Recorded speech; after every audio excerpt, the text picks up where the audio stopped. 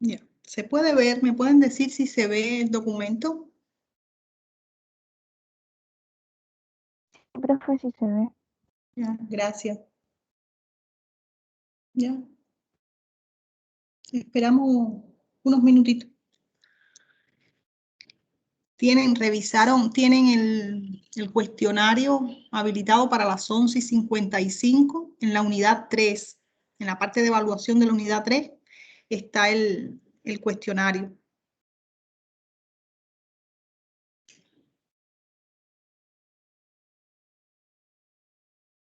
Ya, entonces vamos a esperar unos minutos.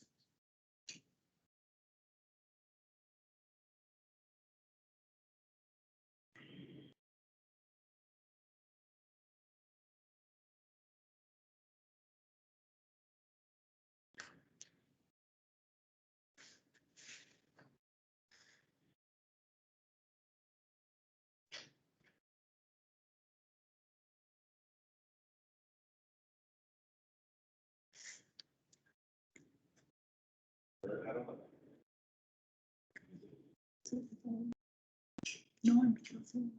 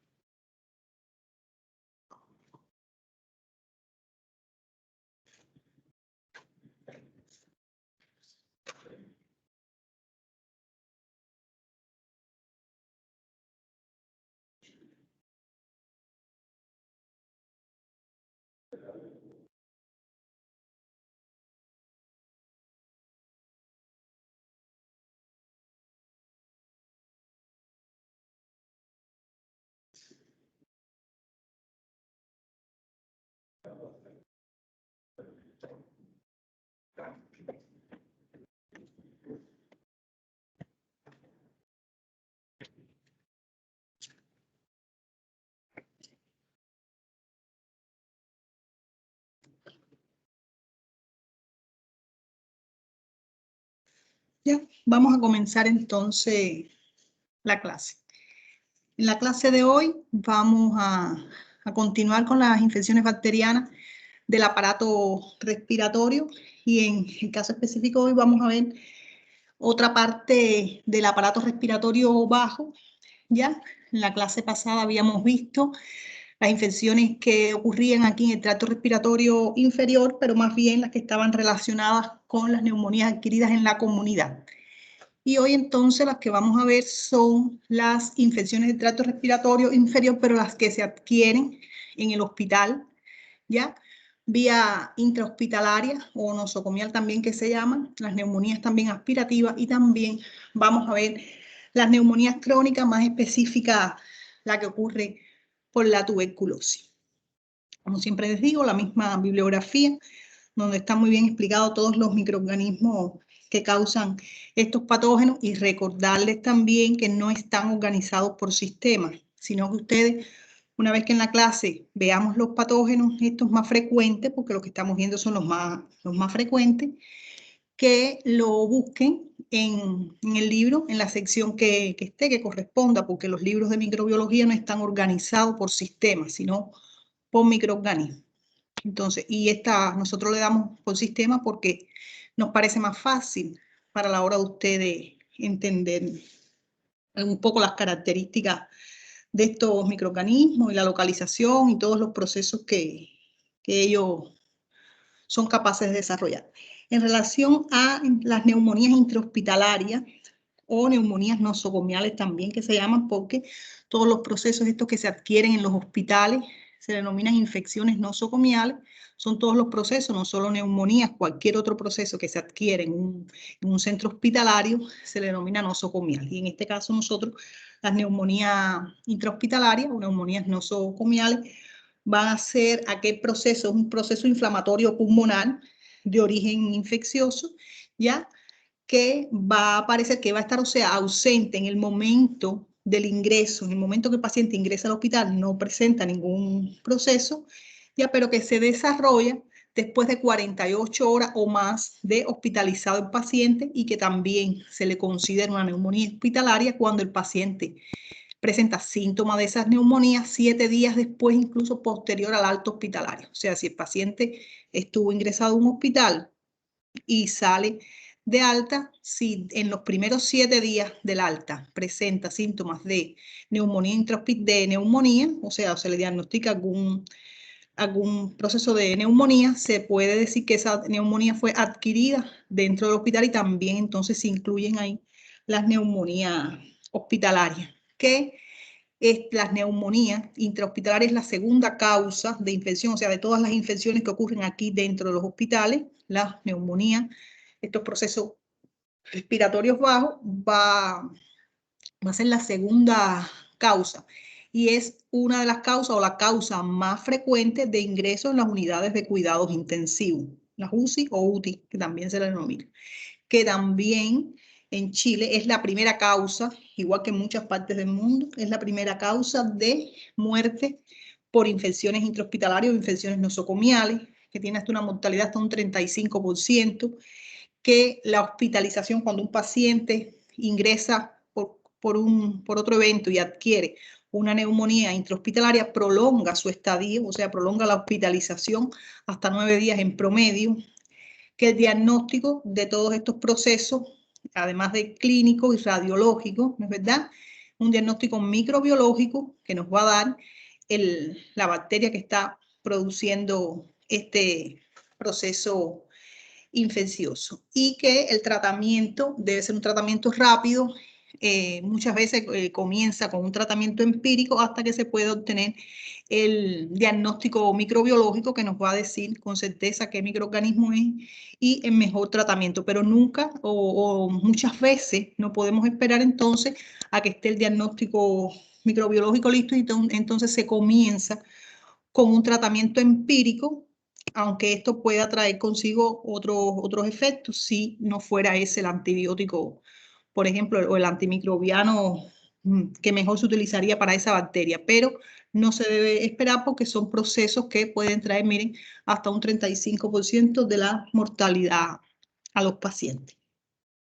Entonces, dentro de estas neumonías nosocomiales o intrahospitalarias, vamos a tener entonces las que se desarrollan o sea, que están asociadas a ventilación mecánica o que no están asociadas a ventilación mecánica. O sea, se puede desarrollar una neumonía intrahospitalaria sin estar asociado a la ventilación mecánica, pero cuando hay ventilación mecánica, hay un gran por ciento de pacientes que desarrollan neumonía como causa, y la causa es debido a esta ventilación mecánica. Entonces, si vamos a hacer una diferencia entre ellas, podemos decir entonces que la neumonía intrahospitalaria que aparece, como ya les decía, 48 a 72 horas de la hospitalización y 7 días posterior al alta, que la flora es intrahospitalaria, se detecta que las bacterias que están produciendo este proceso es de una flora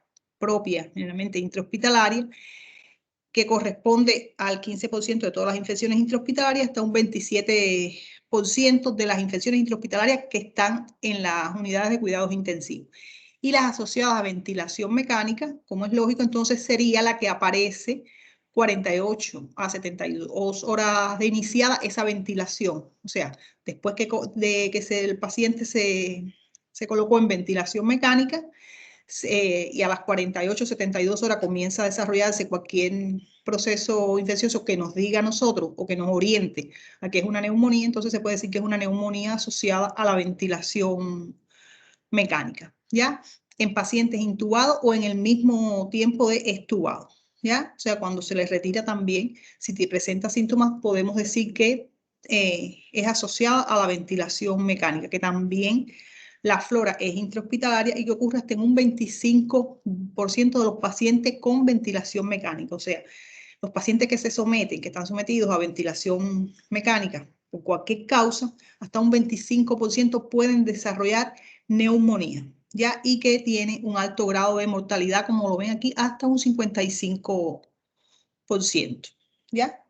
Entonces aquí yo les describo, por ejemplo, un caso clínico, paciente hospitalizado en UCI, asistido con ventilación mecánica, con fiebre, escalofríos, leucocitosis asociado a la presencia de infiltrados pulmonares en radiografía de tórax. Generalmente entonces se piensa en una neumonía asociada a ventilación mecánica, ¿ya? Recuerden que el paciente presenta signos, síntomas y todo esto se corrobora por la radiografía de tórax. Nos va a dar presencia de algunos infiltrados y entonces nosotros podemos decir por diagnóstico clínico y radiológico que está pasando por un proceso de neumonía, que después entonces lo que se verifica en el diagnóstico bacteriológico es la flora propia que produce entonces estos procesos, que dentro de los factores de riesgo más importantes para el desarrollo de estas neumonías intrahospitalarias, como vimos ya, está la ventilación mecánica, ¿ya? Ventilación mecánica, pero también las intubaciones endotraqueales, que a veces hay necesidad de hacerle a algún paciente cuando hay una intubación endotraqueal, va a ser los factores de riesgo más importantes para el desarrollo de esta neumonía, ¿ya?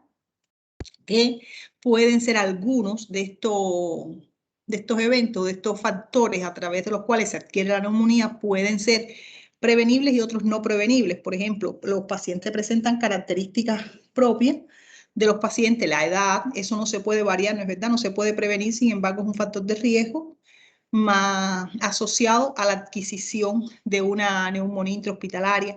Si el paciente presenta cualquier proceso infeccioso, en este caso se describe una EPOC, una enfermedad de base, que ya sea un proceso destructivo ahí en la estructura del pulmón, y en el caso de la EPOC, son también pacientes con mayor riesgo, ¿ya? Y son riesgos que uno no puede prevenir. Si hay alguna alteración también en la vía respiratoria superior, enfermedades neurológicas que presente el paciente, traumatismos o la cirugía, o sea, hay factores de riesgo que no podemos prevenir, pero sin embargo constituyen un riesgo alto para la adquisición de neumonías intrahospitalarias. Pero sí existen algunos que podemos prevenir. Nosotros podemos prevenir una broncoaspiración, evitar que el paciente aspire, ¿no es verdad?, a una broncoaspiración, que cuando hace una broncoaspiración con eso traga, lleva a los pulmones la flora de todo este aparato respiratorio superior, y entonces puede ser causa de neumonía, pero eso podemos, colocando al paciente correctamente, ¿no es verdad?, podemos evitar, o estando atentos al paciente, podemos evitar la broncoaspiración. La presencia de sonda nasogástrica también, a través de la sonda, que estén bien estéril, la manipulación correcta, podemos prevenirle, y con el uso de antiácidos beta bloqueadores también disminuir el uso de estos, porque se ha visto que estos pacientes que consumen estos medicamentos también es más, los que están sometidos a tratamientos con algún antiácido, es más frecuente que adquieran neumonía intrahospitalaria. Pero lo más importante, ¿no es verdad?, la intubación endotraqueal para el desarrollo y la ventilación mecánica, y que existen factores de riesgo los cuales vamos a poder prevenir y otros no vamos a poder prevenir. Las neumonías intrahospitalarias van a tener una etiología muy variada, Ya como mismo vimos las que se adquieren en la comunidad que tienen etiología variada y que también hay ahí algunos microorganismos más específicos que inciden aquí también dentro de las neumonías intrahospitalarias, va a ser muy variada la flora o la etiología, las bacterias que intervienen en estos procesos y que varía, además de que es numerosa la flora, o sea, varias bacterias, esto también puede cambiar según los países, las ciudades, incluso los mismos hospitales, hasta dentro de un hospital a otro, varía la flora que produce neumonías intrahospitalarias, pero los patógenos también existe cuando coincidencias, cuando se hacen estudios, y esto, por ejemplo, esto es un estudio donde se estudia y se hace una guía clínica que se aplica a toda Latinoamérica, ya, y que se obtiene estos microorganismos como los más frecuentes, la Pseudomonas aeruginosa, las enterobacterias, el estafilococo aureus, el acinetobacter, que en Chile es frecuente, igual que en muchas partes del mundo, pero los que mayor frecuencia de aparición son estos que tienen marcado aquí y que se ha visto, por ejemplo, si ven aquí esta lámina, ¿ven? Estados Unidos, Europa y Latinoamérica, como también hay coincidencias, ¿ya? A pesar de que puedan existir variaciones, ya les decía, dentro de los países, también según los estudios, pero siempre hay algunos patógenos que más frecuentes, o sea, que se observan o que se obtienen con mayor frecuencia. Y son entonces los que nosotros vamos a ver hoy, ¿ya? Entre ellos la Pseudomonas, el Acinetobacter, el estafilococo. Hoy vamos a revisar algunos aspectos generales porque a pesar de que es frecuente en las neumonías intrahospitalarias y en otros procesos infecciosos nosocomiales, el estafilococo aureus es un patógeno fundamentalmente de piel, produce procesos en piel y lo vamos a ver entonces o sea, con mayor detenimiento cuando veamos los procesos de piel. Aquí muy importante, la Pseudomonas aeruginosa en estas neumonías intrahospitalarias, que es lo que estamos viendo ahora, y el Acinetobacter, que también vamos a ver por qué su frecuencia de aparición, a pesar de que aquí vean que tiene un menor número, recuerden que esto puede variar, pero en Chile es frecuente y lo vamos a revisar algunas características que tiene.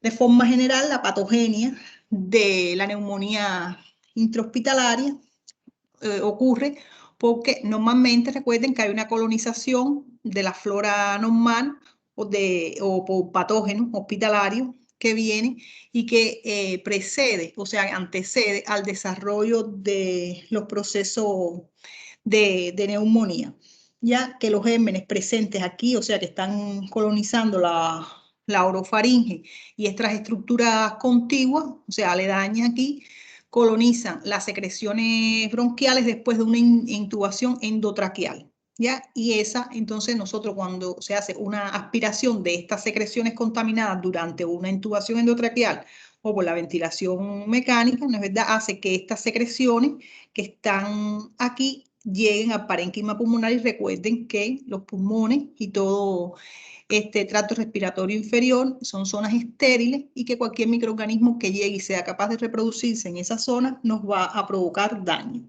¿No es verdad?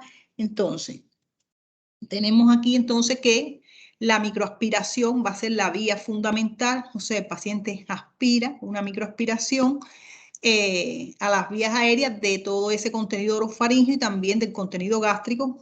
Por eso es importante prevenir las broncoaspiraciones y todo esto que está colonizado por bacterias, esta colonización entonces pasa normalmente por esa aspiración o microaspiración, ya pasa a las vías aéreas y produce entonces daño en el parénquima pulmonar, que también puede haber una inoculación directa de microorganismos a las vías aéreas a través de aerosoles, generalmente originados por la contaminación de equipos de la terapia respiratoria. Los equipos que se utilizan si están contaminados, o sea, hay una inoculación directa, por eso la importancia de mantener una buena higiene, tanto del personal y una esterilización confiable de todos los equipos que se utilizan dentro de los hospitales, porque puede haber esto, una inoculación directa ya a esas vías aéreas normalmente originadas por los equipos de terapia respiratoria y produce entonces todo este mismo proceso, llega aquí a los pulmones. Y también puede ser que exista algún proceso infeccioso pulmonar causado por diseminación hematógena, o sea, a través de la sangre puede llegarnos un microorganismo que se encontraba en otro lugar, o sea, hay otro foco séptico en el organismo, en otras partes del organismo, y a través de vía hematógena entonces también llega a los pulmones y nos produce la neumonía. Y como estamos dentro del hospital, se denomina entonces neumonía intrahospitalaria. Ya les decía entonces que para el diagnóstico de las neumonías intrahospitalarias está la clínica, la radiología, que es importante, ¿no es verdad? Y el estudio microbiológico, que no deja de ser importante porque nos orienta mucho en el tratamiento, y de esto entonces utilizamos el antibiótico más adecuado, así como evitamos que el paciente esté más tiempo ingresado, y entonces enfocamos el tratamiento antibiótico ya una vez que nosotros conocemos los patógenos específicos que están produciendo este proceso. Que el estudio de estos especímenes respiratorios se hacen técnicas cuantitativas, o sea, se dejan crecer para ver la cantidad de microorganismos que están creciendo, y así entonces poder obtener algo que sea representativo de todo este proceso. Que los métodos, existen métodos, recuerden, primero nosotros tenemos que obtener la muestra, ¿no es verdad? Y esto está ocurriendo en las zonas bajas, ya no es aquí en aparato respiratorio superior, sino es que es en el tracto respiratorio superior. Y para obtener las muestras, nosotros, o todo este material que ya les decía que está en el tracto respiratorio superior y que después entonces los vamos a llevar a hacer los cultivos estos cuantitativos que les decía, estos métodos pueden ser no invasivos o métodos invasivos.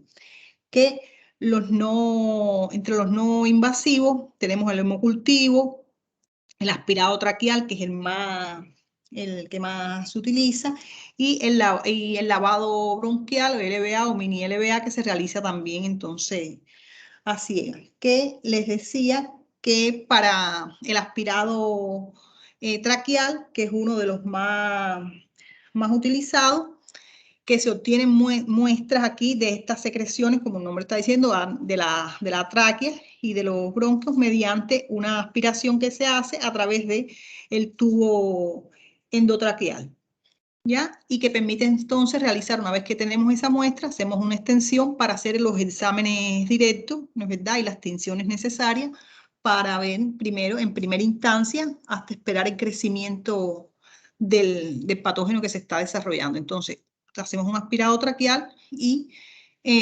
obtenemos la muestra para después las extensiones y los cultivos necesarios. Que también, ya les decía, aquí este es el aspirado traqueal y aquí este es el minival, donde aquí se introduce, todo esto es a ciegas, o sea, introducimos y no estamos viendo, se introduce un catéter, ya, y aquí va directo a bronquio distal, por eso se le dice lavado, porque se instilan aquí hasta 20 ml de una solución fisiológica estéril, y entonces se aspira esa solución, ¿no es verdad?, de retorno, y ahí junto cuando aspiramos esta solución estéril que nosotros utilizamos, sacamos también una muestra de lo que está ocurriendo aquí en esta zona más baja. Estos serían los procesos no invasivos, ¿ya? También para obtener muestras y poder hacer estos estudios microbiológicos, se hacen procedimientos invasivos, como en este caso la broncoscopía, ya que la broncoscopía minimiza la contaminación, o sea, tienen ventajas, pero tienen también muchas desventajas. Tienen una desventaja más importante, es que ponen en riesgo la vida del paciente, además de ser más costosa, puede poner en riesgo la vida del paciente y no es el método entonces más utilizado, a pesar de que con la broncoscopía podemos obtener secreciones ahí ya directamente del tracto respiratorio inferior, que minimiza la contaminación, ¿no es verdad? Porque estos procesos también pudieran contaminar el tracto respiratorio. Y entonces existe una mayor certeza en la identificación del patógeno, pero como pone en peligro la vida del paciente, no se utiliza, además de que es un método más más costoso. Puede provocar hemorragias, arritmias, hipoxia en los pacientes y también entonces ya les decía que se incrementan los costos. Y entonces lo que más se utiliza es el aspirado traqueal, ya los hemocultivos también se utilizan y bueno, ya una vez entonces que obtenemos la muestra, ya les decía, a través del aspirado, muestra del líquido, pleural, aspirado nasofaríngeo, traqueal, por el lavado bronquial, nosotros lo que hacemos es los hemocultivos, en caso que vayamos a hacer hemocultivo con muestras de sangre, este líquido pleural, ¿ya? Y la siembra de microorganismos, o sea, en medios de cultivos selectivos enriquecidos, porque van a ver que a veces algunos microorganismos, ustedes saben que necesitan medios específicos y cuando ya nosotros sospechamos de algún microorganismo, nosotros preparamos un medio específico para él y aquí entonces la ventaja de los cultivos es ¿verdad? Que podemos hacerle el antibiograma, ¿ya? Y esto nos va a ayudar mucho en el tratamiento del paciente. Entonces, lo más importante en todo esto, de forma general, que hemos estado hablando de estas neumonías intrahospitalarias, porque es importante ponerse en contexto, saber cómo se adquieren, por qué, no es da la frecuencia. Lo más importante es la prevención, o sea, prevenir estas neumonías intrahospitalarias. Y esta prevención se hace, o sea, se evita para evitar la ocurrencia o la mayor incidencia de estos procesos con una vigilancia epidemiológica en el hospital. El hospital de forma general debe tener una vigilancia epidemiológica constante para ver los procesos que más se están desarrollando, qué es lo que más está incidiendo a todo el hospital, o sea que la mayor cantidad de ingresos que existen, las causas, ¿no es verdad? También el uso racional de antibióticos. Cuando vimos la clase de antibióticos vimos que es importante porque recuerden que la resistencia antibiótica es uno de los mecanismos que hacen que entonces exista mayor cantidad de bacterias, o sea, que proliferen las bacterias si no pueden ser eliminadas a través del uso antibiótico. Y entonces si hacemos un uso racional de los mismos, nosotros podemos prevenir las neumonías intrahospitalarias, el lavado de manos, muy importante, ¿ya? El uso de guantes, evitar la ventilación mecánica en lo posible cuando se pueda. El paciente que lo lleve es lógico que hay que ponerlo en ventilación mecánica, pero debemos evitarla en lo mayor posible y también disminuirle en lo mayor posible su duración. También algo muy importante, la vacunación antigripal, la vacunación neumocóxica, o sea, todos estos procesos respiratorios que existan vacunas, nosotros debemos vacunarnos como forma de prevenirlo porque recuerden, este actúa directamente sobre una bacteria, pero el antigripal, recuerden, un proceso viral que tengamos nos predispone a después adquirir cualquier proceso bacteriano, que lo vimos en la clase pasada cuando vimos bacterias del aparato respiratorio superior y cómo entonces los virus o cualquier daño estructural que tengamos lamentablemente en nuestro aparato respiratorio, ¿no es verdad? Nos dañan las vías y ahí entonces los patógenos colonizan con mayor frecuencia. Por eso es importante la vacunación. Y también, por ejemplo, otra forma de prevenirlo, que como decía ahorita, evitar la broncoaspiración con la posición correcta del paciente. Importante aquí, lavado de manos, que parece simple, pero es importante un buen lavado de manos para la prevención de estos procesos y la vacunación también como aspecto fundamental. Entonces, ya pasando a los microorganismos como tal que afectan o que causan, que son la causa más probable de las neumonías intrahospitalarias o más frecuente que hemos encontrado, tenemos ya, ahorita les decía, la pseudomonas, el acinetobacter, ¿ya?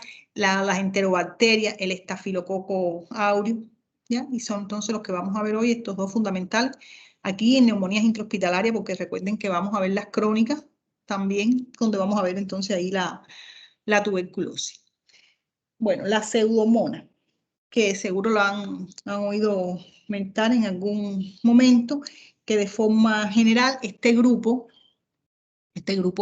de microorganismos es un grupo oportunista, son patógenos oportunistas y que están ampliamente distribuidos, ¿ya? Por lo que se dice entonces que son ubicuos ellos necesitan para su crecimiento y desarrollo, necesitan pocas cosas, o sea, las necesidades de crecimiento son pocas y entonces eso hace que ellos se puedan distribuir ampliamente en el ambiente y lamentablemente también dentro del ambiente hospitalario, que son bacilos gram negativos, pequeños, con flagelos, ya lo ven aquí, móviles, capsulados, son aerobios estrictos, que oxidan los carbohidratos, no los fermentan, ¿ya? Que producen pigmentos verdes, azules, que estos pigmentos se difunden, ¿ya? Y entonces cuando vemos lesiones que son propias de estos microorganismos, las lesiones pueden tener esa coloración verde-azul en las uñas, en la piel, se ve esta coloración y es debido a que ellos entonces producen estos pigmentos que se llama piocianina, pioverdina también, fluoroceína, en dependencia del tipo de pseudomonas. Ya les decía que son ubicuos, o sea que están localizados en muchas partes, o sea que se encuentran distribuidos en muchas partes y que son oportunistas. La especie que nosotros vamos a ver, o sea, recuerden que esto es un género, que hay varias especies dentro del género de la pseudomonas, pero la especie patógena más importante para el hombre es la Pseudomonas aeruginosa, que es la que entonces vamos a ver hoy, que, bueno, ya les decía, bacilo gram negativo también. Si está dentro de este grupo, tiene que cumplir esta misma característica, está dispuesto en pareja, que es móvil, no fermentador de la glucosa, oxidasa positivo, aerobio estricto, que también produce pigmento, la piocianina, que van a ver que es importante también el desarrollo de su virulencia, y que causa varias patologías, y dentro de las que causan las infecciones pulmonares, que son las que estamos entonces analizando hoy, pero este patógeno causa afecciones en las vías urinarias, oftalmológicas, sobre la piel, tejidos blandos, o sea, causa una serie de patologías muy importantes y que son difíciles de tratar. Por eso la gran importancia de conocer este microorganismo y de evitar en lo mayor posible la contaminación con él, que ya les decía que tienen requerimientos nutricionales sencillos, ¿ya? Por lo que en el laboratorio ellos pueden crecer en medios comunes de cultivo, laboratorio como agar sangre, el agar de McConkey, ¿ya? O sea, no necesita medios especiales o algún cultivo de tipo especial porque ella crece fácilmente, como mismo crece fácilmente aquí en los medios de cultivo, crece entonces fácilmente también en la superficie, en los hospitales, en el suelo, en el agua. Entonces, les decía que causa varias patologías, innumerables patologías o cuadros clínicos. Por ejemplo, en el caso que nos ocupa, neumonía, ¿ya? Por aspiración en pacientes que tienen VIH, EPOC, que es la enfermedad pulmonar obstructiva crónica, las insuficiencias cardíacas, ya en pacientes con otros factores de riesgo, alteraciones estructurales, la fibrosis quística, que se ha visto en muchos procesos en pacientes con fibrosis quística que quieren esta neumonía, es por Pseudomonas aeruginosa, ¿no es verdad? Pacientes con antibiótico, medicación antibiótica previa también, malnutrición, pero miren qué cantidad de otros procesos también produce o desarrolla cuando tenemos una infección por Pseudomonas aeruginosa. Ya bacteriemia, como uno de los primeros cuadros clínicos que se describe, ¿ya? Con gran mortalidad, miren, hasta un 70%, ¿ya? Cuadros clínicos urinarios, el sistema nervioso central, en los oídos, ¿ya? En los senos nasales, endocarditis, osteomielitis, artritis. Miren la gran diversidad de cuadros clínicos y bueno, el que nos ocupa nosotros hoy es la neumonía que estamos viendo, el aparato respiratorio. Ya cuando veamos otros aparatos también la vamos a mencionar, aunque ya está dada la bacteria porque ella no cambia sus características, ni sus patogénicos, ni sus factores de virulencia. Cuando veamos urinaria vamos a verla también o mencionarla por lo menos. Entonces, les decía que es ubicuo, o sea que está en todas partes, está en el suelo, en el agua, en las plantas, en los animales, en la materia orgánica, y que les comentaba entonces que por desgracia también se encuentra en el ambiente hospitalario, que son ambientes húmedos. Ya se puede encontrar en nebulizadores, soluciones de lavado, equipos de terapia respiratoria, en los sistemas de hemodiálisis y incluso forma parte, normalmente la pseudomonas no forma parte de la flora normal, ¿no es verdad? de nosotros, pero es flora, se plantea que sí es una flora normal de pacientes hospitalizados, o sea, los pacientes hospitalizados constituyen flora normal, o sea, están colonizados. Hay una colonización del tracto respiratorio superior y lamentablemente si ese paciente hay que entubarlo, hay que hacer ponerlo en ventilación mecánica, pudiera ser entonces, ¿no es verdad?, que ya esa colonización que ya tiene sobre la flora normal del tracto respiratorio superior pase ya hacia el tracto respiratorio inferior y entonces ahí nos provoque la neumonía, que entonces esto hace que se transmita de un paciente a otro. El personal sanitario que trabaja en hospitales también puede estar colonizado por la pseudomona, ¿ya?, que es muy resistente a los antibióticos y trae consigo complicación con cuadros muy sépticos. También incluso se ha descrito que puede estar en los jarrones, los jarrones que tienen flores, o sea, usted sabe que en los hospitales se llevan flores a los pacientes y demás. En esos jarrones pueden estar también la pseudomona, ya decía, en la comida, en los lavados, en los baños, ¿ya? Además de en todos los equipos que se utilizan eh, para el tratamiento de estos pacientes, también entonces lo podemos encontrar en numerosas partes, o sea que el hospital se encuentra colonizado, si pudiéramos decirlo de alguna forma, por esta bacteria. Ahora, ¿cuáles son los mecanismos de patogenicidad y virulencia que tiene esta bacteria que la hace que sea tan patógena?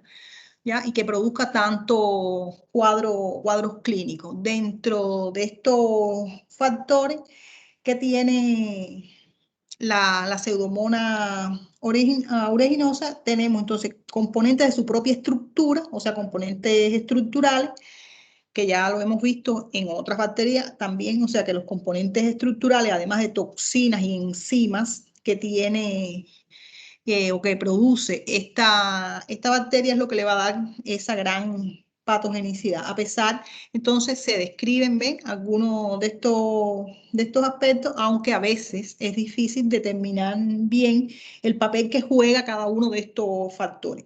Pero bueno, dentro de lo que se ha descrito, tenemos entonces que dentro de estos componentes estructurales, tenemos los pili, que recuerden que son los que median la herencia a las células del huésped, ¿no es verdad? Se adhieren a la célula anfitriona. Aquí los pilis producen entonces la neuroaminidasa, elimina los residuos de ácido ciálico de los receptores que están en la célula de huésped y entonces ahí se adhieren fácilmente. Que también tienen una cápsula, que esta cápsula es una cápsula de polisacáridos y que también se conoce como un exopolisacárido mucoide, que está cubierta de alginato o glucocáliz, que también es muy importante para la herencia, que tiene capacidades antifagocíticas. Recuerden que los microorganismos que tienen cápsulas generalmente son menos fagocitados porque no se cubren. Es como que esta cápsula los cubre y evita que sean entonces capturados por los macrófagos, que también nos ayuda a inhibir la acción de los bactericidas, o sea, de los antibióticos, y suprime, bueno, ya les decía, la actividad de los neutrófilos y los linfocitos, y entonces no son reconocidos. Y si no son reconocidos, no son eliminados, y esto ayuda entonces a su crecimiento y desarrollo, ¿no es verdad? Que esta cápsula de isopolisacárido es la causa más frecuente de estas colonias mucoides que se ven en los pacientes con fibrosis quística cuando se hacen cultivos de muestras obtenidas de pacientes con fibrosis quística. Generalmente el patógeno más frecuente asociado a ello es la pseudomonas aeruginosa y que se cree que existe una asociación entre estas colonias mucoides, ¿ya?, y la colonización que hacen en estos pacientes, siendo una entonces de las causas más frecuentes esta cápsula, o sea, que se logre adherir más a estos pacientes que recuerden que tienen un daño estructural y que producen mucho mucus, que no es normal, y eso entonces como que le estupe, le obstruye las vías respiratoria, que también, entre otros de los componentes estructurales que ya decíamos, tenemos el pili, tenemos la cápsula, tenemos el lipopolisacárido, recuerden el LPS,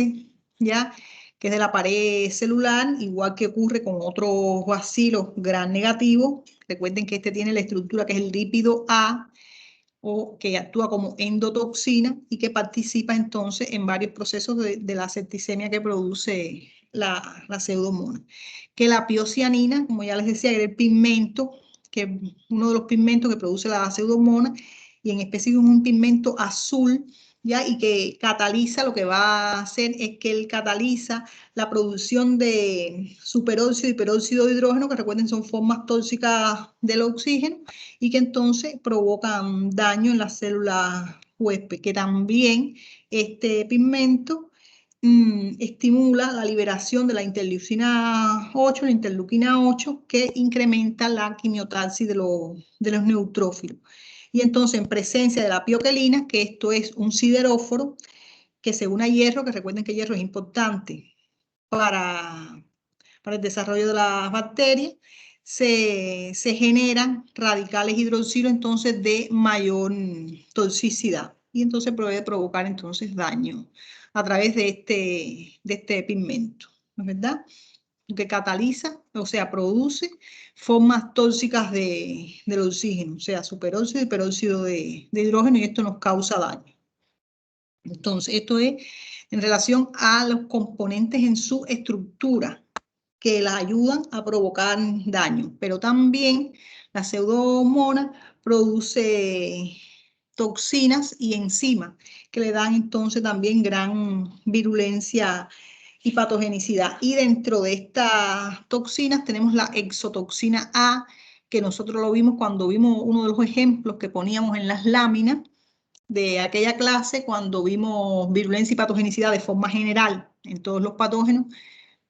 Poníamos el ejemplo de esta exotoxina A, de la Pseudomonas aeruginosa, ya que está formada por dos subunidades, y ya saben el mecanismo, que la subunidad A es la que interviene en alterar la síntesis de proteína, que sería el mecanismo de esta toxina, ¿ya? Y que la subunidad B es la que ayuda a unirse al receptor. Pero bueno, en fin, esta exotoxina A, que es uno de los factores de virulencia más importantes producidos por estas cepas de Pseudomonas aeruginosa, lo que hace es alterar la síntesis de proteínas, interviene en la necrosis dérmica en la piel que produce cuando produce proceso a nivel de la piel, y también es la encargada del daño en el tejido a nivel del pulmón, o sea, daño tisular cuando tenemos infecciones pulmonares crónicas, ¿ya? Y es uno de los factores de patogenicidad más importante, de virulencia o patogenicidad más importante. También entonces tenemos también el daño en la córnea, es importante la exotoxina A. Tenemos entonces también exoenzimas S y T, exotoxina S, que es inmunosupresor y también inhibe la síntesis de proteínas, las elastasas, también, que son dos enzimas, que serían la LAS A y las B, son elastasas que actúan de manera sinérgica, o sea, actúan en conjunto para degradar la elastina, produciendo entonces daños en los tejidos. Y el parénquima pulmonar, ¿ya? Todo esto, recuerden, lo vemos aquí porque actúan a nivel de parénquima pulmonar o del tejido pulmonar, produciendo daño. También provoca lesiones hemorrágicas, ¿ya? ¿Ven? Lesión vascular, son las hemorrágicas, y tisular, destruye tejido, degrada el complemento, ¿ya? Tenemos entonces también la proteasa alcalina, que al igual que las elastasas participa en la destrucción tisular y ayudando a la diseminación de esta bacteria. Inactiva la inmunoglobulina G, a los neutrófilos, inactiva el interferón. Miren cuántas vías tiene ella entonces para poderse mantener con vida y así provocar daño. La fosfolipasa C, que es una hemolicina, ya que tiene esta bacteria, termolábil, que degrada los lípidos, y la lecitina, de modo entonces que facilita la destrucción tisular, ¿ya? Tenemos también el ramnolípido, que también es una hemolicina, ¿ya? Termoestable, también altera a los tejidos y que inhibe entonces la actividad ciliar del pulmón. O sea, recuerden que estos cilios que están en estos lugares es importante como mecanismo de defensa que tiene el organismo, ¿no es verdad? Y entonces al eliminar los cilios y además inhibir todas las acciones por todos estos otros elementos que desarrolla, eliminar las acciones de la defensa del organismo, o sea, del sistema inmunitario, puede entonces producir daño a través entonces de todas estas toxinas y exotoxinas. Que es importante aquí, miren, esto a través, recuerden cuando vimos las vías que tenían para expulsar las toxinas, los microorganismos al exterior, estas exotoxinas, es a través de este mecanismo de inyección que es el tipo 3, que era el tipo que la inyectaba directamente a la célula, o sea, las toxinas que produce y que libera a través de este mecanismo las inyecta ya directamente a las células dianas, o sea, no es que sale al medio y que después actúan, al no ser la isotoxina A, o sea, él tiene una isotoxina A que actúa así, ¿no es verdad? Es liberada al medio, tiene dos subunidades, la subunidad B se une y la subunidad A se libera aquí y es la que produce la inhibición de la síntesis de proteína, pero además tiene estas otras, ExoT, ExoY, ExoU, ExoS, que son liberadas a través de este sistema de inyección, que es el tipo 3, que es el que las introduce ya directamente a la célula diana. Igual que hace una jeringuilla, que se le denomina sistema de jeringuillas, asimismo introduce ya directamente a la célula diana. ¿Qué? Entonces, tenemos ya también aquí, resumiendo esto de las exotoxinas como tal, ExoS, que actúa sobre el citoesqueleto y proteínas de unión intracelular, la ExoT, que inhibe la internalización de la bacteria, o sea, evasión, induce la apoptosis, la ExoU, que es una fosfolipasa, la ExoY, que tiene función adenilato ciclasa, ¿ya? Y que alteran entonces el citoesqueleto. Esto es un resumen de aquella tablita que tienen anterior en relación a las toxinas, que son las que vimos entonces aquí, estas toxinas, porque aquí tienen entonces toxinas y también tienen enzimas, las tasas, la proteasa alcalina, el ranolípido, ¿no es verdad? Y aquí tienen entonces ya las toxinas como tal. También es importante que ya les venía diciendo que otro aspecto importante que tiene la pseudomonas y que lo ayudan en su patogénesis y virulencia es la formación de biopelículas. O sea, se encuentra predominantemente en los lugares donde se encuentra formando biofilm o biopelícula, ¿no es verdad? O sea, y recuerden que cuando está asociado en un biofilm, las bacterias tienen mayor capacidad de sobrevivir, son más resistentes a los antibióticos, ¿no es verdad? Y tienen un mayor grado de resistencia y de permanencia en los lugares donde se desarrolla el biofilm. Y que entonces las infecciones pulmonares, como la fibrosis quística, en la queratitis corneal y en los equipos médicos, se observa, o sea, se detecta la pseudomonas aeruginosa en esta forma, o sea, en forma de biopelícula. Y eso entonces lo ayuda.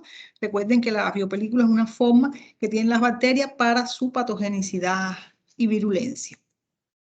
Entonces, con respecto al tratamiento de este patógeno que decíamos que es tan ubicuo y que tiene tantos factores de virulencia, y esto hace entonces que el tratamiento para este patógeno a veces se vuelve como un poco frustrante para los profesionales de salud o para el médico que está tratando a personas con infecciones y que ya se ha detectado que tiene una pseudomonas, porque son bacterias que presentan gran resistencia a la mayoría de los antibióticos. Generalmente ya los pacientes que adquieren pseudomonas son pacientes que están con sus defensas alteradas, o sea, están inmunodeprimidos, y entonces esto hace que no sean capaces el paciente como tal de potenciar esa actividad antibiótica, que ustedes saben que es importante, pero incluso algunos microorganismos que, o sea, que se sabe que son sensibles a determinados antibióticos pueden volverse resistentes durante el tratamiento y inducir entonces la inactivación de los antibióticos. Entonces, la pseudomonas es considerado un patógeno no solo por estos factores de virulencia, o sea, esa cantidad de factores que vimos que tiene, sino también por la resistencia natural que tiene a los antimicrobianos. Entonces, para tratarla y por estas enormes dificultades en el manejo de esto, lo que se necesita es una combinación de antibióticos para un mejor éxito en el tratamiento de los pacientes entonces con infecciones graves y que pueden desarrollar resistencia, ¿no es verdad? Entonces, provoca dificultades en el manejo porque son multiresistentes, o sea, van a ser pocos los antimicrobianos que son efectivos y que generalmente entonces se va a necesitar una combinación que la resistencia que desarrollan mecanismos de resistencia adquiridos, por ejemplo, el ipenemen entra por vía oral a las porinas, la porina a través de la cual entra el medicamento muta muy rápido y ya entonces si mutó la porina, ¿no es verdad? No puede entrar al antibiótico y ya entonces eso es una forma de desarrollar resistencia a un antibiótico que es muy bueno y sin embargo no puede actuar sobre la pseudomonas cuando existe mutación de las porinas. La fluoquinolona también altera, o sea, la diana, la pseudomonas aeruginosa, altera la ADN girasa, ya también disminuyen la permeabilidad y hace entonces que la fluoquinolona, que este es el mecanismo de acción, o sea, actuar sobre la ADN girasa, ya no pueda actuar porque la pseudomonas fue capaz de mutar, o sea, de alterar el sitio de acción del medicamento. Además, también importante aquí en el desarrollo de la resistencia de la pseudomonas son las bombas de flujo, ¿ya? Que hace que sean gran resistentes a los antibióticos. Recuerden que las bombas de flujo son esas bombas que hacen que la bacteria sea capaz de eliminar o sacar de su interior aquellos productos que le van a ser tóxicos, ¿ya?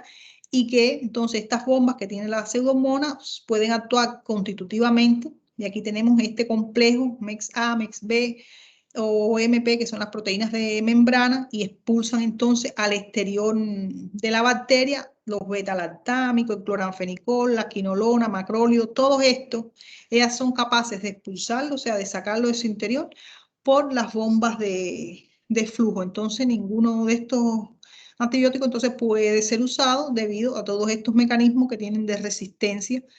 Vean cómo tiene entonces gran cantidad de mecanismos de resistencia que los han adquirido y que entonces los ayudan a una mejor sobrevivencia y entonces a que sus tratamientos sean más difíciles. Es decir, entonces que se necesita combinar antibióticos para un mejor éxito en el tratamiento y así tenemos la combinación de penicilinas que se dicen son penicilinas antipseudomonas como la piperacilina, se combina con un aminoglucósido, en este caso la tauramicina, para tratamiento también la cefalosporina de tercera generación como la ceftazidima, se combina con un aminoglucósido también y ha dado éxito en el tratamiento. Que otros fármacos también que se ha visto que son efectivos, el Astronan, otros carbapenémicos, el imipenem, pero vean cómo le describíamos ahorita que pueden desarrollar resistencia al imipenem, el meropenem, la fluoquinolonas también, incluyendo incluso la ciprofloxacina, cefalosporinas de tercera, cuarta generación, también otro fármaco que se ha descrito en estudio que es muy efectivo es el colistin o la polimixina E, ¿ya? Que ha sido usado y que se ha visto un buen efecto en el tratamiento de la pseudomonas resistente, multiresistente, que es muy costoso, ya el antibiótico, pero pudiera ser su uso, puede reducir entonces costos al disminuir estancias en los hospitales, ya, y usarlo entonces también con otro, se puede combinar con otro antimicrobianos antiseudomónicos. O sea, es de gran costo el medicamento, pero como que es muy efectivo, pudiera entonces disminuirnos otros costos por estancias del paciente, ¿no es verdad? En el hospital. Y si disminuimos las estancias del paciente en el hospital, también estamos disminuyendo costos. Pero bueno, los tratamientos son estos generalmente combinados, siempre combinados, por la gran cantidad de resistencia que produce la pseudomonas. ¿Ya? Entonces, hasta aquí vimos la pseudomonas. Cualquier pregunta, cualquier duda. Ya, si no hay preguntas, entonces todavía quedan unos minutos para el receso. Vamos a continuar. Otro vacilo, gran negativo que les decía que a pesar de que en aquellos estudios cuando ustedes vieron en las primeras láminas, no en cifras, no se observa tanto en número, sí es muy importante y ya les decía, por la alta frecuencia que hay en Chile y también en el mundo y que es entonces el Acinetobacter, que la familia de las acinetobacterias tiene una clasificación, se describe que tiene una clasificación taxonómica desconcertante porque no existen muchas controversias o dificultades a la hora de clasificar las bacterias que están en este grupo, pero sí se sabe que de todas formas todas las que están en el grupo crecen como saprófitos ubicuos también, o sea, que se desarrollan en cualquier zona, en el suelo, el agua, en la piel y en los ambientes hospitalarios, que es un microorganismo muy importante que se ha visto como agente que desarrolla procesos nosocomiales en las UCI, ¿ya? Y dentro de estos procesos, cuadros respiratorios y septicemia, que también es oportunista y también entonces va a ser multiresistente, que dentro de las acinetobacterias que más se han encontrado en los ambientes hospitalarios, tenemos a estas de aquí, a la Acinetobacteria baumannii, que es la más frecuente, Acinetobacteria calcaocetius, Haemolyticus y Wolffi, ¿ya? Y la más frecuente, el Acinetobacter baumannii, que ya les decía que es de gran frecuencia en Chile y en el mundo y que se ha aislado en respiradores, cánulas, catéteres, en el personal del hospital, en pacientes, y que lo grave de ello, igual, muy parecido entonces a la pseudomonas, ¿verdad? Es su difícil tratamiento, que son muy resistentes y que entonces forman parte del reservorio hospitalario, o sea, de todos estos equipos que están aquí, ¿ya? Y entonces es muy fácil su contaminación, ¿ya? Entonces, que sus factores de virulencia no han sido desarrollados o sea, en su totalidad no han sido muy estudiados y si lo comparamos con otras bacterias gram negativos, tenemos que son escasos los factores de virulencia desarrollados con esta bacteria, pero al igual que otros gram negativos, tienen, o sea, componentes de su estructura y como con estos componentes de la membrana externa, proteínas de membrana, vesículas de membrana que contienen estos factores de virulencia, vean las proteasas, la fosfolipasa C y D, también tienen cápsulas, o sea, un polisacárido capsular que lo ayuda en la adherencia. La Acinetobacter es capaz de producir una sustancia extracelular que se le denomina slime, que es baba o limo, produce una baba o limo que lo ayuda a toda la adherencia y a que sean poco fagocitados, y entonces esto es lo que lo ayuda a ellos en la virulencia, a pesar de que estos mecanismos no están bien estudiados en esta bacteria, que producen cuadros clínicos. Pueden producir cuadros clínicos porque son patógenos oportunistas, ya les decía, tanto en el aparato respiratorio, en el aparato urinario, en las heridas, y causan septicemia, ¿verdad? Neumonías intrahospitalarias que están relacionadas con el agua de los humidificadores ambientales, y recuerden que él se ubica en estos lugares porque es muy ubicuo, o sea, se localiza en cualquiera de estos lugares, que representa una importante bacteria en las infecciones nosocomiales más frecuentes en las UCI, cuando hay traqueostomía, en el tubo endotraqueal, cirugías pulmonares, en bacteriemia, o sea, es capaz de provocar una infección diseminada tanto en vías urinarias, cutáneas y respiratorias, que ya lo estamos viendo aquí, ¿ya? Y que los cuadros clínicos cutáneos es muy frecuente, porque recuerden que ya les decía que ella puede estar ubicada incluso en pacientes que pueden ser portadores en la piel de los pacientes y de personal que está en el equipo, en el hospital. También, al igual que la pseudomonas, el Acinetobacter baumannii, se describe alta resistencia a los antibióticos, ¿no es verdad? Y esta resistencia que tiene esta bacteria en específico puede ser una resistencia natural, recuerden, o sea, propia del microorganismo, o una resistencia adquirida, que en relación a la resistencia natural tenemos, o sea, que normalmente su membrana es impermeable, ¿no? Por la característica de la porina que tienen, que se denomina una porina lenta. También normalmente ellos producen beta-lactamasa, ¿ya? Del tipo inducible, del tipo de la MPC.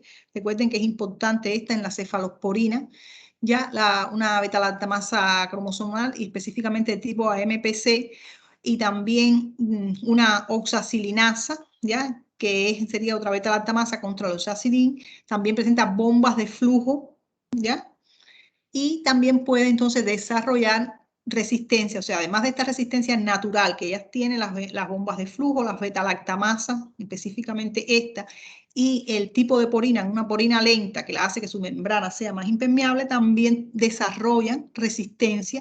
Recuerden que esta resistencia se desarrolla porque se transmite por plásmido, o porque se adquiere genéticamente. Entonces esto tienen resistencia adquirida a los beta-lactámicos, o sea, pueden producir beta-lactamasa de forma adquirida alterando el sitio blanco, que recuerden que son los receptores para las penicilinas. Pueden sobreexpresar esas beta-lactamasas que normalmente ella tiene como resistencia natural, ahora las sobreexpresan, ¿ya? Y eso es una forma de desarrollar resistencia de forma adquirida. En este caso, los betalactámicos, las quinolonas también desarrollan resistencia adquirida a las quinolonas a través de la mutación del sitio blanco, o también por la sobreexpresión de las bombas de flujo, y también entonces se ha visto resistencia a los aminoglucósidos. Entonces, el tratamiento más específico que se ha visto mejor para esta bacteria, o que mejor resultados ha dado, ha sido el imipenem, meropenem, como ven, los carbapenémicos, y las quinolonas asociadas a la cefalosporina de tercera generación o aminoglucosis. ¿Ya? Entonces, vamos a tomar un receso hasta las 9:45. ¿Está bien?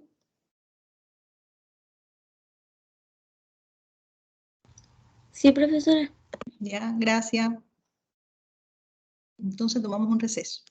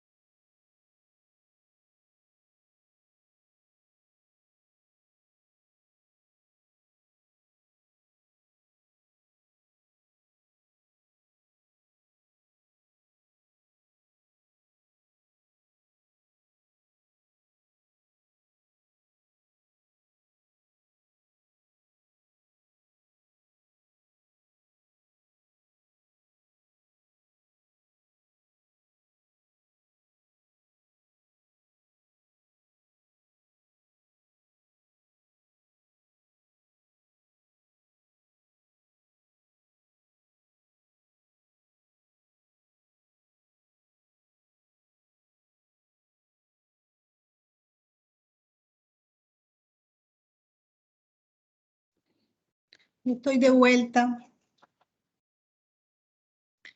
Entonces, habíamos terminado con el tratamiento de la Acinetobacter, que veíamos que también tenía gran resistencia antibiótica, igual que la Pseudomonas.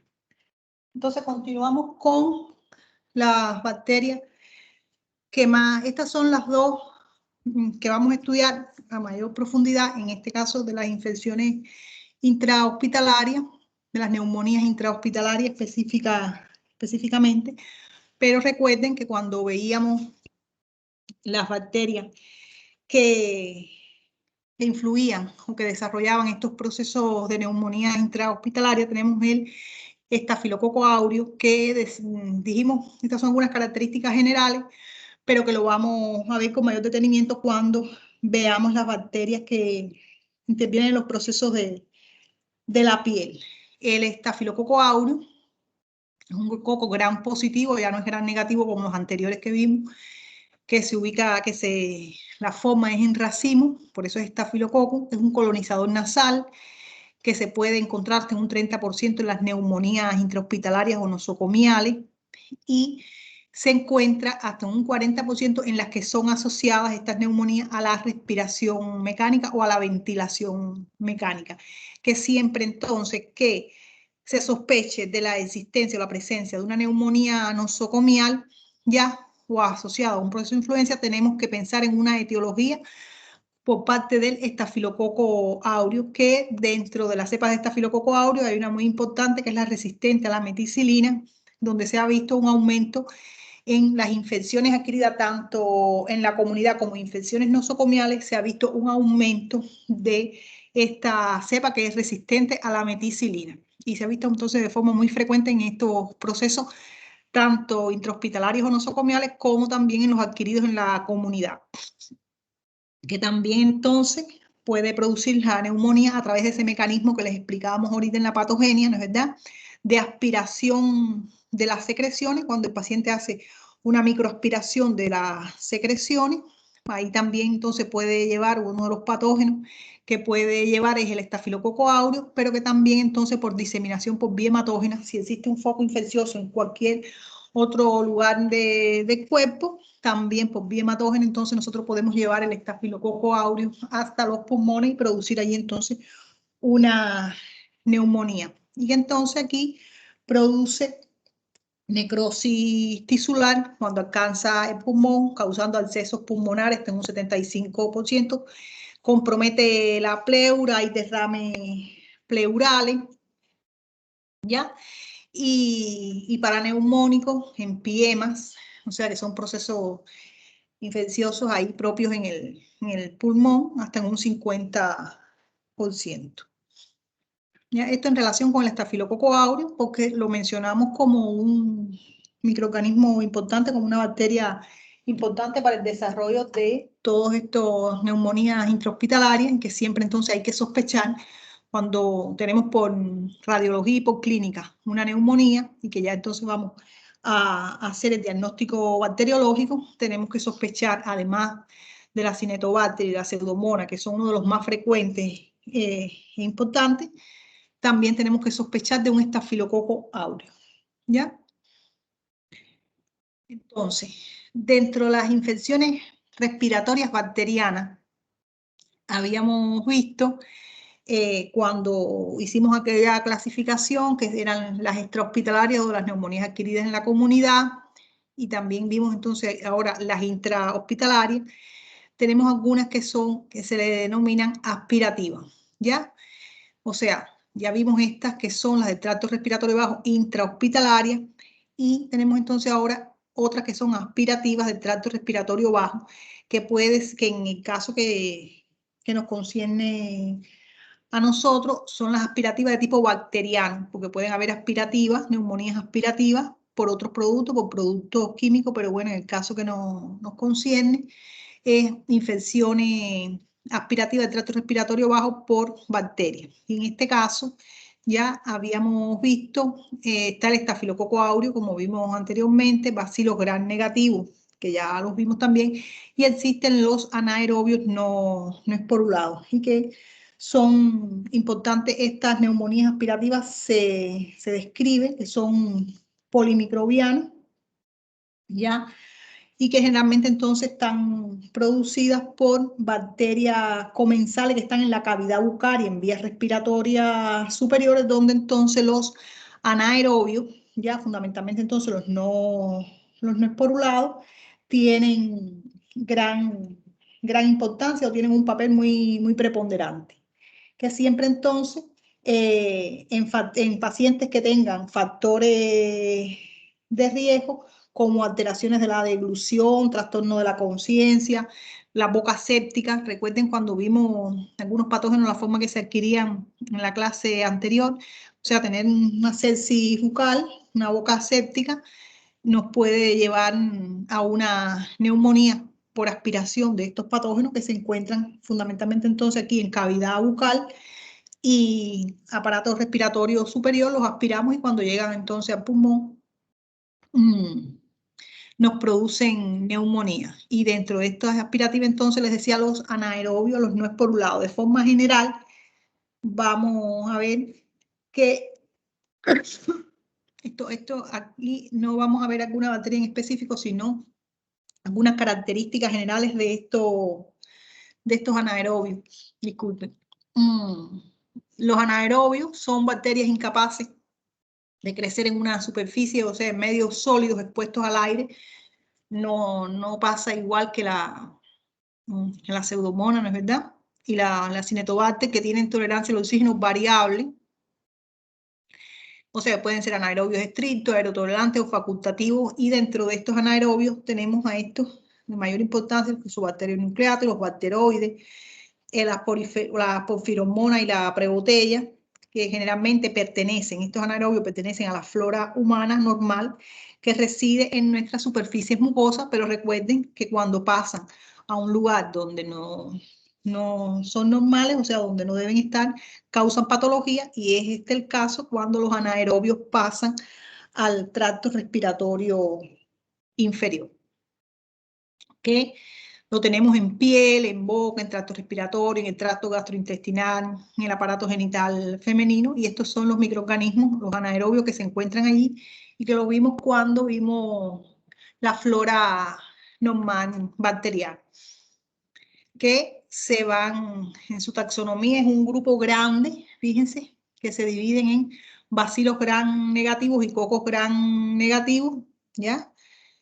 Aquí tenemos los ejemplos y algunos formadores de espora y otros, estos no formadores de espora, entre los gram positivos, entre los bacilos gram positivos, y que son entonces los que están más relacionados con el desarrollo de estos procesos respiratorios a nivel pulmonar, las neumonías por aspiración, ¿ya?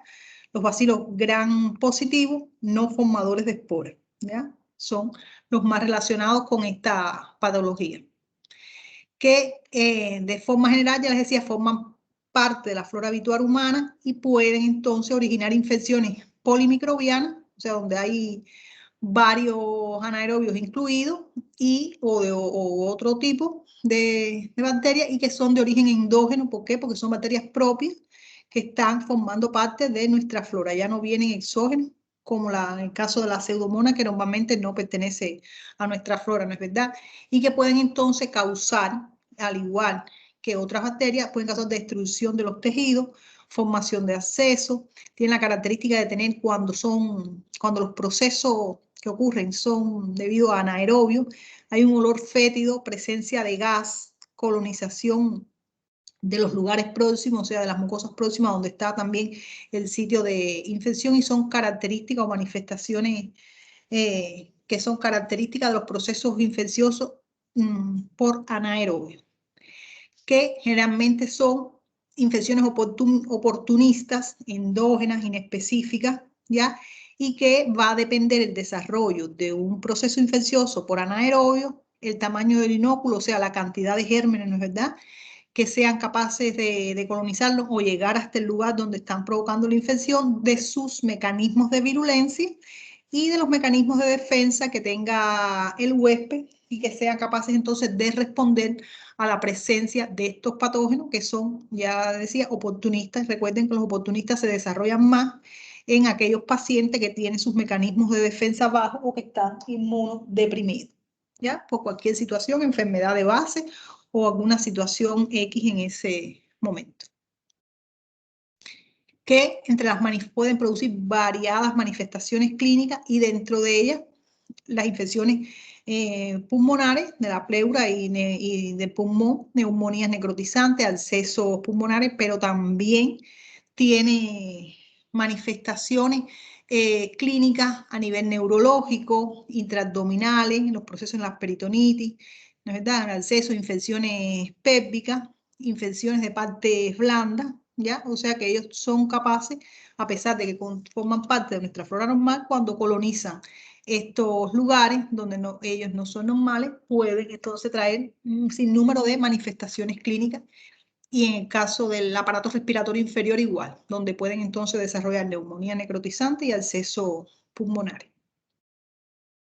Que entre los antimicrobianos que más se han descrito, que se denominan entonces antimicrobianos anaerobicidas para estos patógenos, tenemos las penicilinas, o sea, entre los betalactámicos, y los más usados son las penicilinas, ¿ya? Vean la piperacilina, la ticacilina, la penicilina es igual, las combinaciones, ¿ya? Con un betalactámico, con estos para las betalactamasa, disculpen, amoxicilina con clavulánico, ampicilina con surbactam, piperacilina con tazobactam, ya que son entonces los más frecuentes dentro de los beta-lactámicos, aunque también se pueden utilizar estos, ¿verdad? Pero bueno, estos son los más frecuentes. Y en este caso también podemos utilizar clindamicina, metronidazol, ya otros también que tienen actividad variable, pero bueno, los más frecuentes utilizados, estos que están aquí dentro de los beta-lactámicos, las penicilinas.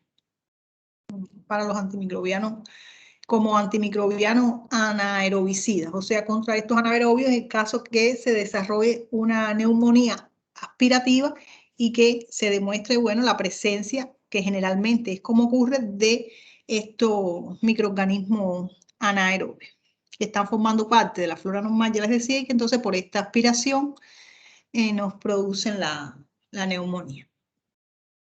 Ya esto en relación a las neumonías aspirativas por estos microorganismos de forma general para que conozcan estas características generales de los anaerobios que pueden producir entonces neumonías aspirativas. Ya entonces vimos, hasta aquí hemos visto entonces en esta primera parte de la clase vimos las neumonías intrahospitalarias, los patógenos más frecuentes. Habíamos dicho también entonces que íbamos a ver las neumonías aspirativas y en este caso los más frecuentes, que son los anaerobios, las bacterias de los anaerobios, y ahora vamos a ver entonces las neumonías crónicas, donde en este caso las infecciones bacterianas crónicas del aparato respiratorio inferior juegan un papel muy importante las micobacterias y fundamentalmente el Mycobacterium tuberculosis, que es el que vamos a ver hoy, que son bacilos aerobios, disculpen, inmóviles, no es por un lado, en el caso de las micobacterias, ¿ya? Este género, el género Mycobacteria, está formado por bacilos, les decía, aerobios móviles, inmóviles, y no esporulados, con una pared celular rica en lípidos, ¿ya? Recuerden que los distinguen las características estructurales de la pared de las microbacterias. En algunos casos forman filamentos ramificados, ¿ya?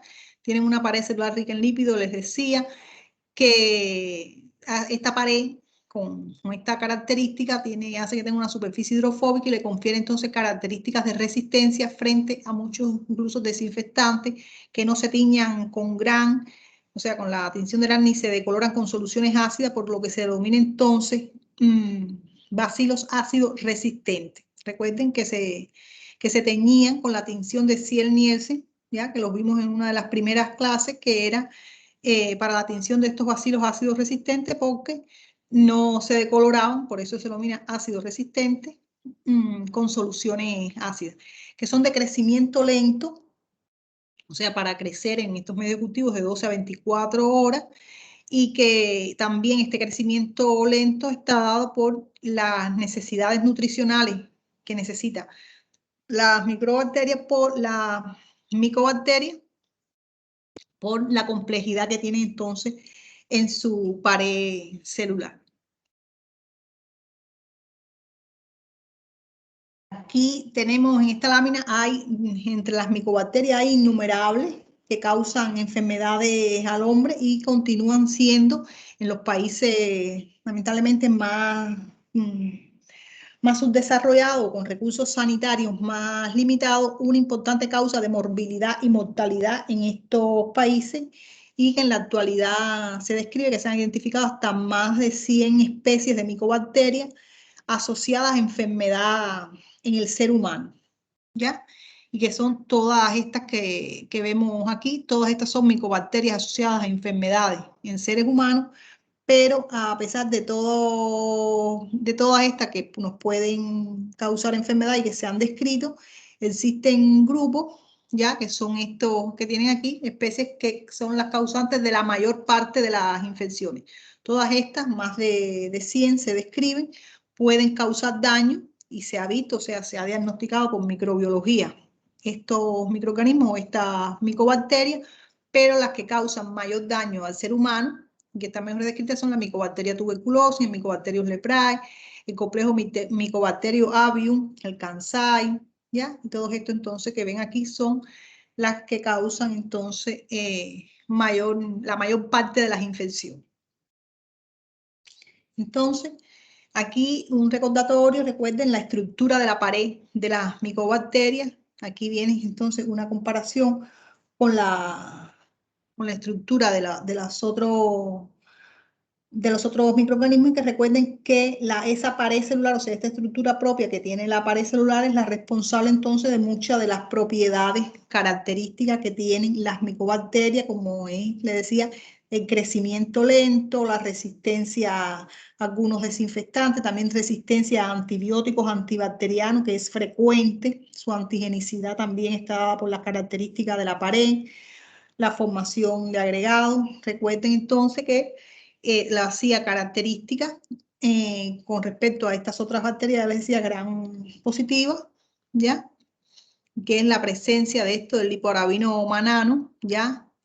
El arabino galactano, ¿ya? Que forma todo esto, que tiene aquí, que lo vimos cuando vimos bacterias, específicamente vimos las características de la membrana externa, y que vean que es entonces más compleja que el resto de las bacterias gram positivas, ¿ya? Los ácidos micólicos. Entonces, vamos a ver dentro de las micobacterias, ya les decíamos, la que produce la tuberculosis, que es una enfermedad reemergente que te causa daño todavía en muchas partes del mundo, a pesar de la existencia de la vacuna, ¿ya? Pero existen países donde el sistema de vacunación no es el más óptimo y donde las personas tampoco están muy concientizadas con respecto a la vacunación, y entonces hay desarrollo de estos procesos bacterianos crónicos a nivel pulmonar, que es la tuberculosis, y está dada entonces por el Mycobacterium tuberculosis o bacilo de Koch, recuerden, porque fue descubierto por este científico, fue el primero que lo descubrió, y por eso también entonces se le denomina bacilo de Koch, que es gram positivo, ácido alcohol resistente, que son ligeramente curvados, aerobios, estrictos, inmóviles, no forman espora, no forman cápsula, que tiene una multiplicación lenta, donde el tiempo medio de generación es de 12 a 24 horas, entonces se desarrollan lentamente en medios de cultivo. Ya les decía, son resistentes a los detergentes y a otros desinfectantes y a los antibióticos también. O sea, ya tiene una resistencia natural a estos antibióticos habituales, ¿no? Que normalmente utilizamos para tratamiento de bacterias, en este caso gram positiva. Normalmente él desarrolla resistencia a esos antibióticos, y por eso es que existen entonces antimicrobianos antituberculosos, que son específicos para el Mycobacterium tuberculosis, que de forma general en la patogenia de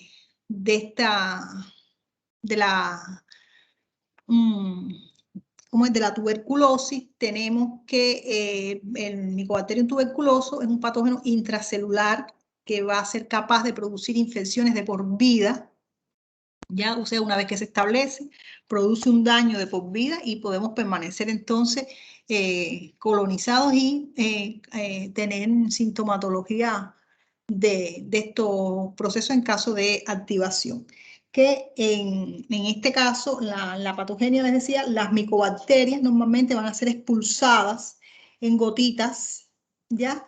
Que tienen menos de 20 micrómetros de diámetro, o sea, cuando una persona que está infectada con Mycobacterium tose, estornuda, habla, ¿no es verdad? Expulsa estas gotitas, las gotitas se evaporan, pero deja este microorganismo adherido y como son tan pequeños, ¿ya? Estos microorganismos son tan pequeños, después entonces de ser inhalados, ellos son capaces de penetrar hasta los alvéolos pulmonares, ¿ya?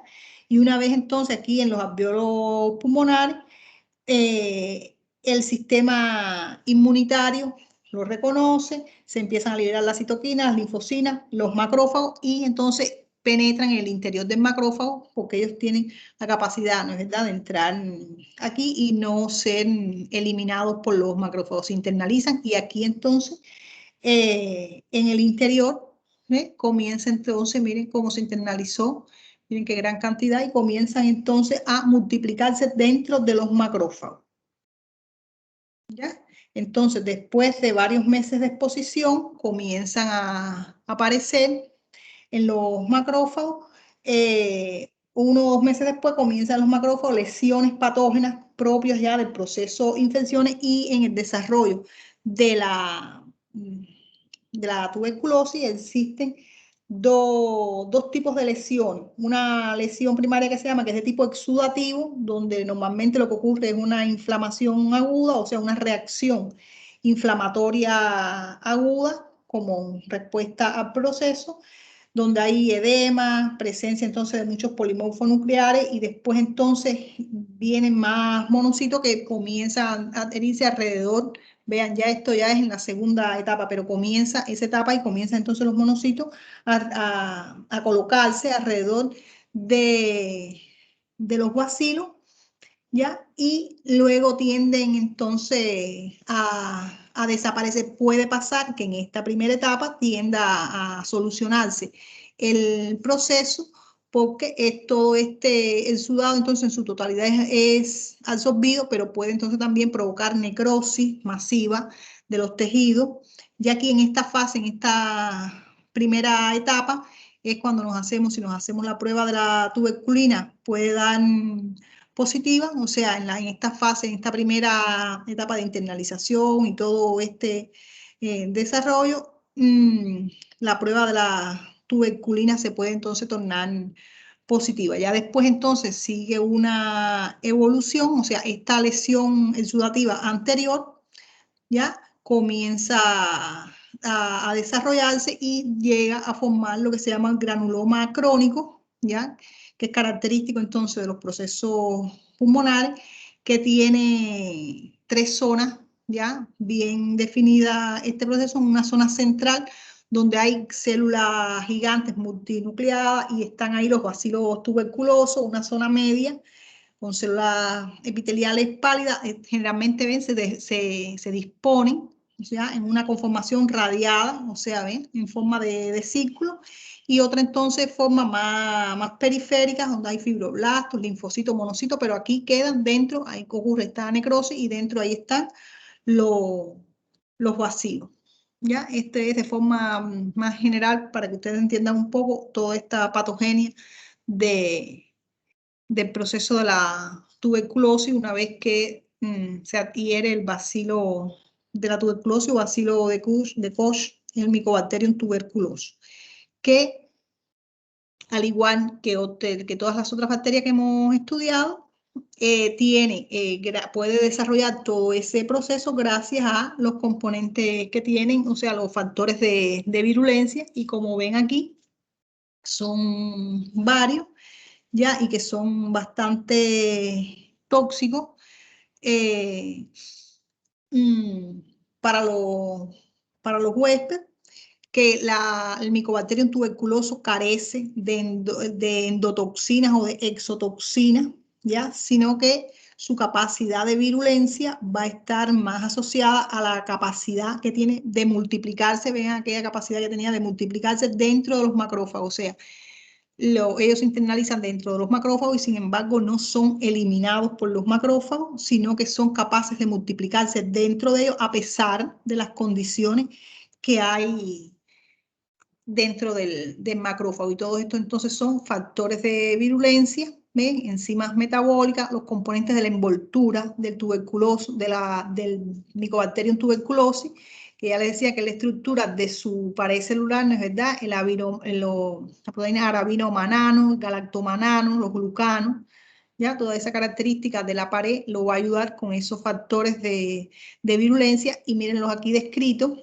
ya enzimas metabólicas que también produce proteasas, reguladores de la respuesta inmune. Y aquí entonces vean la explicación, ya, cómo lo ayudan a la unión a los receptores, ayudándole entonces a la penetración dentro de los mismos, ya.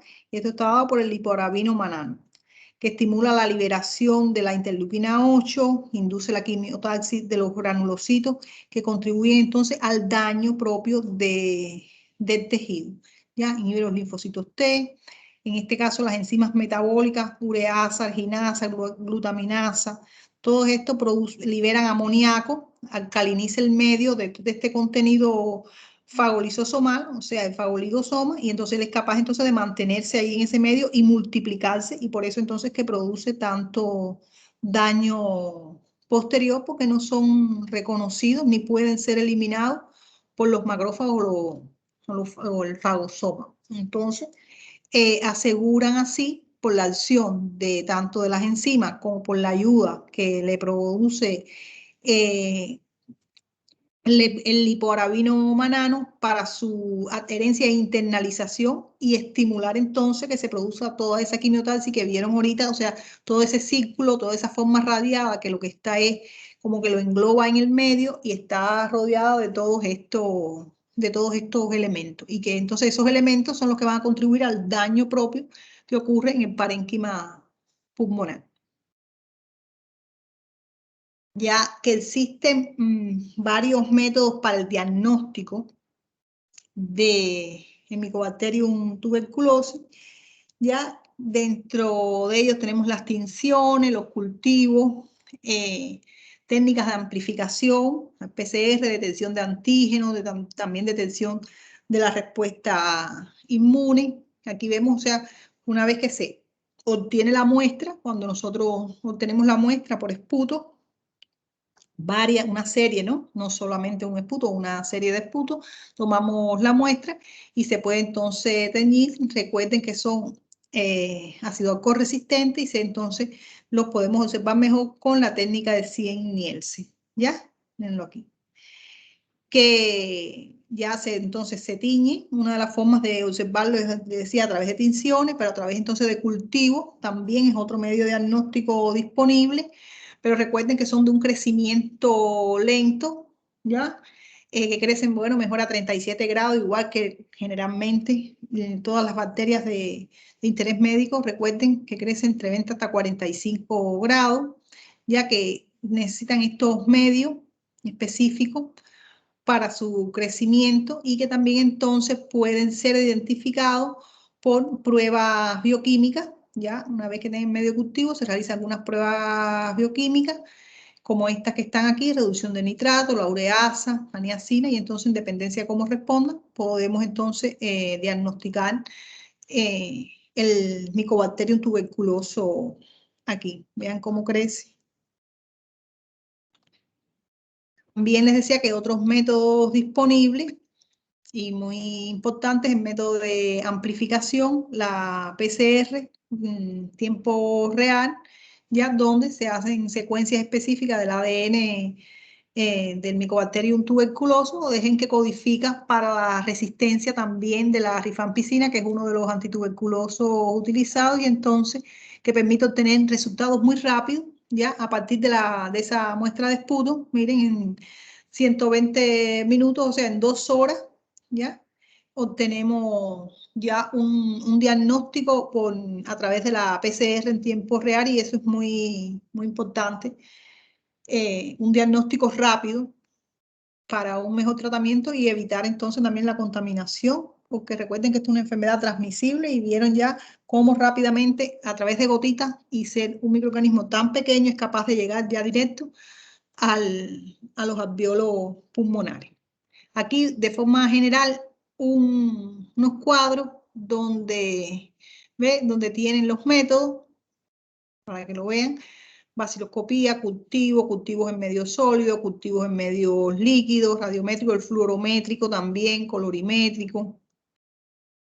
Y la PCR también por cromatografía o espectrometría de masa, ¿ya? Miren, son serologías también, son varios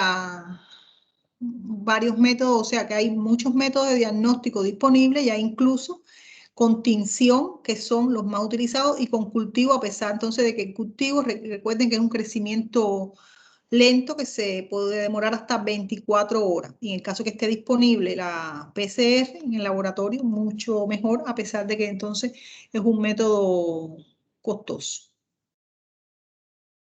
En relación entonces al tratamiento de la tuberculosis, vean que el tratamiento se hace, es un tratamiento con varias drogas, o sea, un tratamiento asociado ya a más de 3 drogas que son antituberculosos, o sea, específico para esto, que es un tratamiento además de asociado, o sea, más de 3 drogas, es un tratamiento prolongado, más de 3 meses de tratamiento, y es un tratamiento que debe ser supervisado, además, por el médico, ¿ya? A diferencia de otros tratamientos en otros procesos infecciosos, aquí, además de asociado, un tratamiento hasta más de 3 meses y un tratamiento supervisado. Que la primera línea que utilizamos son estos antibióticos que vemos aquí: isoniazida, rifampicina, el etambutol, ya la streptomicina, piracinamida. Vean, entonces miren los mecanismos de acción en la pared celular, o sea, los mecanismos de acción de estas drogas antituberculosas o de estos antimicrobianos antituberculosos, la isoniazida y el etambutol, cómo actúan en la pared celular, en la síntesis de la pared, la piracidamina en la síntesis de la membrana plasmática, y esta en la síntesis en este caso específicamente, inhibición de ARN, de los ácidos nucleicos, la rifampicina, ¿ya? Que son medicamentos que están descritos desde hace mucho tiempo, que se utilizan en combinación porque se ha visto desarrollo de resistencia a ello, pero bueno, son las drogas de primera línea o elementos de primera línea que se utilizan para el tratamiento de esto, que son generalmente bactericidas, se describe, excepto el etambutol, que también existen otras drogas de segunda línea en caso de desarrollo de resistencia, como son estos: la cicloserina, biomicina, etionamida, ácido p-aminosalicílico, ¿ya? La claritromicina también para micobacterias atípicas se puede utilizar, la isoniazida, ¿ven?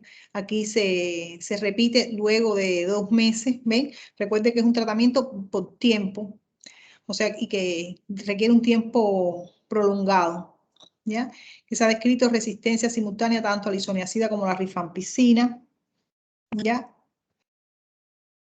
Que se hace a veces un tratamiento en dependencia de la gravedad del caso con corticoides para disminuir todo el sudado que ocurre en la primera fase exudativa, ¿ya? Que también entonces aquí de forma general todos estos agentes antituberculosos, drogas antituberculosas, les decía, ¿ve? La streptomicina es bactericida, contra bacilo de Koch, quiere decir esto, extracelular, y posee poca actividad contra los intracelulares, o sea, es menos activa pH ácido. La piracinamida, que no actúa sobre los extracelulares, pero sí para los intracelulares, por eso es que se utiliza toda esta combinación, ¿ya? Recuerden que hay poblaciones que están dentro, englobadas en ese granuloma que se formó, y otras que están entonces alrededor.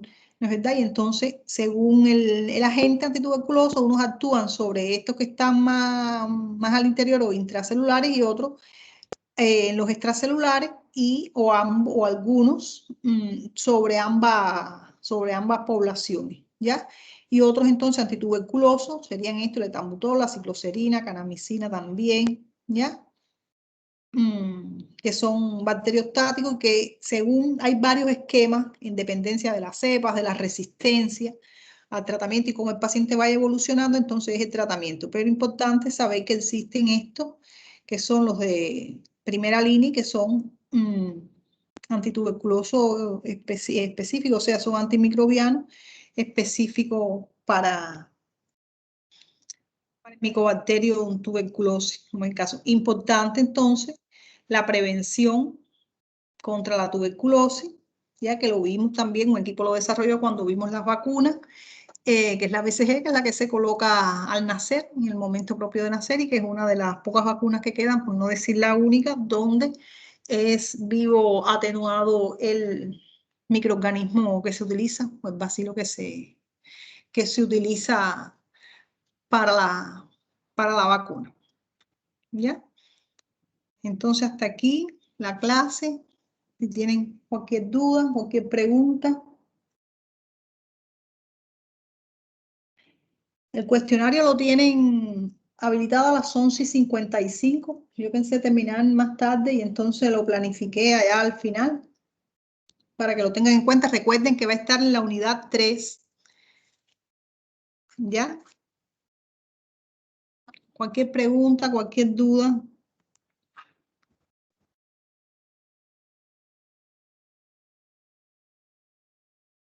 ¿Ya? ¿No hay duda? ¿No hay alguna pregunta?